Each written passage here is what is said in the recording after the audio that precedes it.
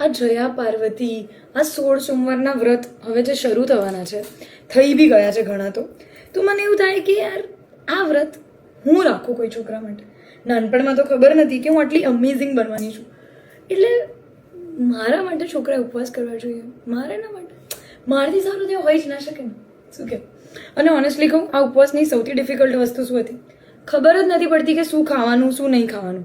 એટલે મમ્મી અને દાદીને અડધો દિવસ તો પૂછવાનું, મારાથી આ ખવાય, મારાથી ઓલું ખવાશે, મારાથી આ થશે, આમ થશે.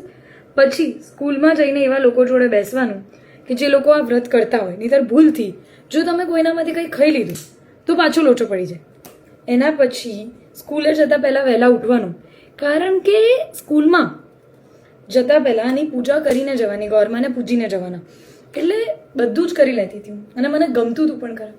પણ હવે મને એવું થાય છે કે યાર હું ઇતની પ્યારી ગજબ, તો ફિર મારા માટે બી તો વ્રત કર્યા હશે ને.